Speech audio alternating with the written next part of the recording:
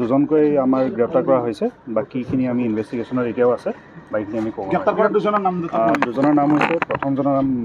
মৃন্ময় বেজবৰুৱা তেওঁৰ ঘৰ নিজ বাজানী দেউতাকৰ নাম ৰাতুল বেজবৰুৱা আৰু দ্বিতীয়জন হৈছে ভাস্কৰজ্যোতি ডেকা তেওঁৰ দেউতাকৰ নাম হৈছে প্ৰদীপ ডেকা গাঁও মখালি যোনটো পিঅ' আমাৰ আৰু ডিষ্ট্ৰিক্ট নলবাৰী মৃন্ময়ক ক'ৰ পৰা আটক কৰিলে আপোনালোকে মৃন্ময়ক আমি ইয়াৰ পৰা আটক কৰিছোঁ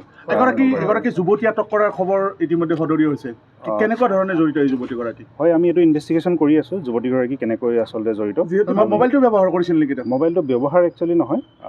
মৃন্ময় বেজবৰুৱা যোনজন তেওঁৰ গাৰ্লফ্ৰেণ্ড আচলতে ছোৱালীগৰাকী আৰু তেওঁক মোবাইল ফোনটো গতাই দিছিলে যোনটো চুৰ কৰা মোবাইল ফোন সেইটো গতাই দিছিলে মৃন্ময় আৰু ভাস্কৰৰ ইনভলভমেণ্টটো কি ধৰণৰ আছিল এইটো আমি এতিয়া ইনভেষ্টিগেশ্যন চলি আছে যিহেতু আৰু দুজনমান মানুহ আমি উঠাবলৈ বাকী আছে আমি এৰেষ্ট কৰিম এইকেইজনক খুব সোনকালে আমি এৰেষ্ট কৰিম কেইজনীয়া আপোনাৰ 4-5জনীয়া দল বুলি আমি ছাছপেক্ট কৰিছোঁ এতিয়াও আৰু ইনভেষ্টিগেশ্যন চলি আছে এইখিনি আমি ইনভেষ্টিগেশ্যন যেতিয়া কমপ্লিট হ'ব আমি ক'ব পাৰিম এই কথাটো আপোনাৰ মেডিকেল যোনটো টীম আছে যোনটো PM এক্সামিনেশ্যন হ'ব পষ্টমৰ্টেম এক্সামিনেশ্যন তাত যিটো ৰিজাল্ট ওলায় তাৰ পৰা আমি গম পাম আপোনালোকে 10 দিনত এটা খুব ডাঙৰ এটা আচলতে ফলাফল দিলে আপোনালোকে কেনেদৰে আগবাঢ়িছিল আপোনালোকে আচলতে কেনেদৰে আগবাঢ়িছিল মানে নলবাৰী জিলাৰ প্ৰতিজন আচলতে শিক্ষা আৰক্ষী বিষয়া হওক বা সাব ইন্সপেক্টৰ লেভেল বা OC লেভেল যিসকল আমাৰ বিষয়া আছে বা কৰ্মচাৰী আছে কনষ্টেবল লেভেললৈকে তেওঁলোকে আচলতে দিনে ৰাতিয়ে কষ্ট কৰিছে এই কামটোৰ কাৰণে যিহেতু এটা চাঞ্চল্যকৰ ঘটনা আৰু এটা খুব দুখ লগা ঘটনা সেইকাৰণে আমাৰ পুলিচৰ সকলো ব্যক্তি আচলতে ইয়াত জড়িত হৈ আছিলে আৰু তেওঁলোকে খুব কষ্টৰে আচলতে ইনভেষ্টিগেশ্যন কৰি কেনে এটা তদন্ত যোনটো এটা সুস্থ সবল তদন্ত প্ৰক্ৰিয়া হয় সেই তদন্ত প্ৰক্ৰিয়াৰ জৰিয়তে আমি কিন্তু এতিয়া গোটেই ডিটেইলছখিনি আমি আপোনালোকক যেতিয়া কেছটো এটা সমাপ্ত হ'ব বুলি ক'ব পাৰি যোনটো যেতিয়া বাকী আপোনালোকে গ্ৰেপ্তাৰ কৰিলে গোটেই ঘটনাটো আপোনালোকে তদন্ত কৰি আছে আচলতে কেনেকুৱা পৰিস্থিতিত তেওঁক আচলতে হত্যা কৰিব লগা হৈছে এইটো আমি ইনভেষ্টিগেশ্যনত পাৰ্ট হয় এইটো ক'ব নোৱাৰি ইনভলভমেণ্টটো যদি অকণমান কৈ দিয়ে ভাস্কৰ আৰু দুয়োগৰাকী এক্টিভলি ইনভলভ ফুল্লি ইনভলভ গোটেইকেইজন যিকেইজন আসামী আমি হ'ব বুলিও যিকেইজনক এতিয়ালৈকে এৰেষ্টটো কৰা নাই fully involve in the crime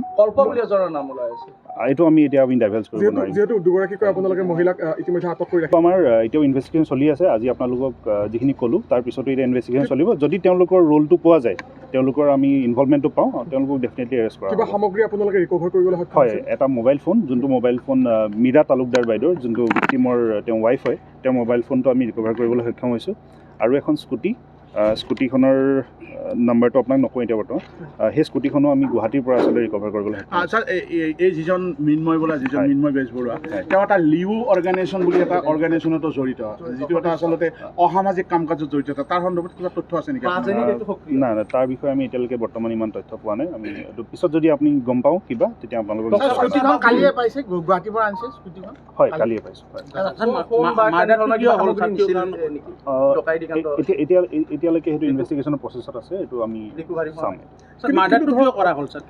না তেনেকুৱা কোনো আমি এতিয়ালৈকে আমি ক'ব পৰা ব্যৱস্থা নাই ঘটনাটো 10 দিন পাৰ হোৱাৰ পিছতে আপোনালোকে আটক কৰিবলৈ সক্ষম হৈছে বা গ্ৰেপ্তাৰ কৰিবলৈ সক্ষম হৈছে আৰু প্ৰথম অৱস্থাতে ভাস্কৰ বোলাগৰাকীক আপোনালোকে সোধা পোছা কৰিছিল প্ৰথমৰ পৰাই তেওঁ আপোনালোকৰ পৰ্যবেক্ষণত আছিল তেওঁলোক প্ৰথমৰ পৰাই আমাৰ পৰ্যবেক্ষণত আছিল আৰু প্ৰথমতে অলপ মিছলিড কৰিব ট্ৰাই কৰিছিলে ইনভেষ্টিগেশ্যনটো যিহেতু এজন